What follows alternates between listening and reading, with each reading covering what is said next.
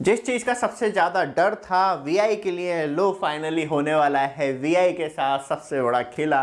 क्योंकि यहाँ पे बीएसएनएल की जो डिमांड है वीआई के लिए बहुत ज़्यादा परेशानी का सबक बन सकता है। क्योंकि बीएसएनएल एम्प्लॉयज़ यूनियन चाहती है कि अब वो यूटिलाइज करे नेटवर्क को वीआई के, मतलब वोडाफोन एंड आइडिया के, जिसमें कि वो ऑफरिंग कर सके बीएसएनएल की 4G सर्विस इंडिया के अंदर। अब ये रिक्वेस्ट जो है वो गवर्नमेंट ऑफ इंडिया से कहा गया है और इस पे एक्शन जो है वो इमीडिएटली लिया जा सके, जिस पे कि बीएसएनएल के जो 4G नेटवर्क है उसे और ज़्यादा मजबूती मिल सके इंडिया के अंदर। क्योंकि जो बीएसएनएल का 4G नेटवर्क डिप्लॉय कर रहा है वो टाटा कंसल्टेंसी सर्विस कर रहा है, और सबसे बड़ी बात यह है क्योंकि वो बहुत ज़्यादा स्लो कर रहा है। कुछ हज़ार साइट ही रेडी हुई हैं रनिंग के लिए और कुछ सर्कल्स के अंदर, मतलब अभी बहुत टाइम लगने वाला है बीएसएनएल को 4G अपग्रेडेशन में। और वो कितना टाइम लगने वाला है वो सबसे बड़ा इशू रहेगा बीएसएनएल के लिए, क्योंकि जिस तरीके से डिले कंटिन्यू चल रहा है वो कहीं ना कहीं बीएसएनएल के लिए अब बहुत बड़ी खीर बन चुका है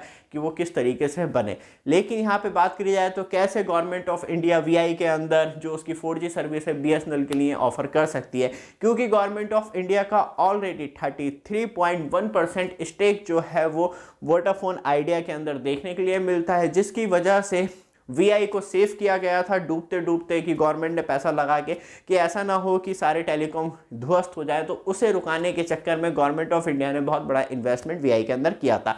तो फाइनली अब उसे यूटिलाइज करने का टाइम आ चुका है बीएसएनएल के द्वारा। तो बीएसएनएल के एम्प्लॉय यूनियन ने जो डिमांड रखी वो ये कहा है कि बीएसएनएल की 4G सर्विस अब वीआई का जो करेंटली अभी 4G नेटवर्क चल रहा है उसे यूज़ करने के लिए बीएसएनएल के जो यूज़र हैं उन्हें दिया जा सके। अब ये गवर्नमेंट ही अप्रूवल करवा सकती है कि किस तरीके से वो इतना बड़ा डिसीजन बीएसएनएल के 4G जो अभी तक 2G या 3G सर्विस चला रहे हैं, एटलीस्ट मुझे भी 4G नेटवर्क मिलना शुरू हो जाएगा, तुरंत ही वीडियो लेके आएंगे ऐसा कुछ होता है तो।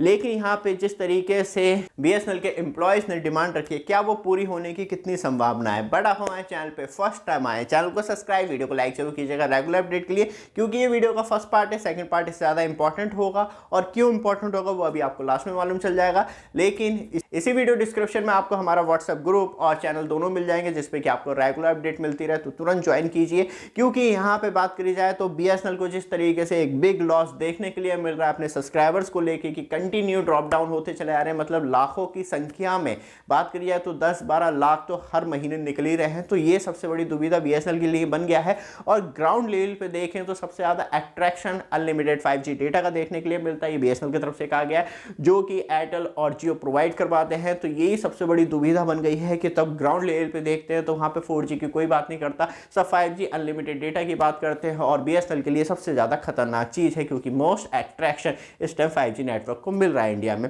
लेकिन बीएसएनएल ने ये भी कहा है कि उसे कोई परमानेंट नहीं चाहिए कि वीआई की 4G सर्विस बीएसएनएल रख ही लेगा। वैसे तो एक बार आने के बाद बहुत ही ज़्यादा मुश्किल हो जाती है, शेर के मुंह में हड्डी चली जाए तो कब निकलेगी पता नहीं।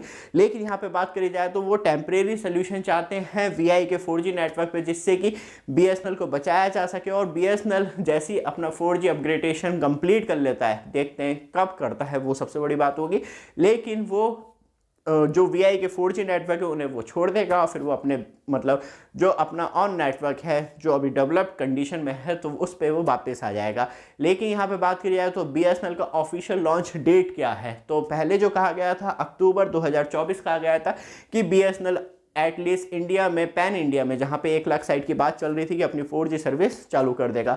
लेकिन इसे डिले करके अब कहीं ना कहीं दिसंबर 2024 कर दिया गया है बाय टाटा कंसल्टेंसी, जो कि कंटिन्यू डिले चला जा रहा है। और ये पार्ट 1 ही है, क्योंकि सेकंड पार्ट जो है वो इंपॉर्टेंट होगा, क्योंकि इसमें ऐड कर देता तो वो मेन चीज़ कभी लोगों तक पहुंच नहीं पाती और जो लोग उसे देखना चाहते हैं वो नहीं मिल पाएगी। इसलिए मॉर्निंग में सुबह ले आएंगे तो इसके तुरंत बाद ही आपको देखने के लिए मिल जाएगा, जिसमें कि आपको रेगुलर अपडेट रहेगा।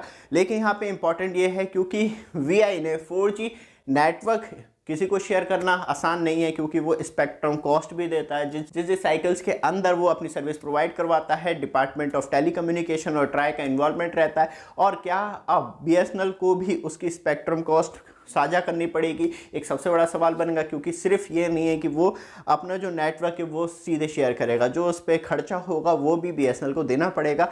लेकिन अब देखते हैं गवर्नमेंट ऑफ इंडिया, क्योंकि ये जो है वो मिनिस्ट्री को भेजा गया है, देखते हैं किस तरीके से एक्शन लिया जाता है। गवर्नमेंट ऑफ इंडिया एग्री करती है तो फाइनली बीएसएनएल यूजर्स के लिए एक बहुत बड़ी खबर है, क्योंकि अब उन्हें वीआई का 4G नेटवर्क एटलीस्ट यूज़ करने के लिए मिलेगा। उसकी पूरी वीडियो आपको जल्दी देखने के लिए मिलेगी। ऐसा कोई बिग एक्शन लिया जाता है, लेकिन हमारी पैनी निगाह रहेगी, कुछ भी अपडेट आता है आपको तुरंत मिले। उसके लिए एक छोटा सा काम जरूर कीजिएगा।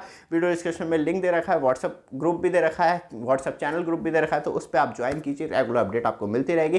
रेगुलर अपडेट के लिए चैनल को सब्सक्राइब, वीडियो को लाइक जरूर कीजिएगा। धन्यवाद।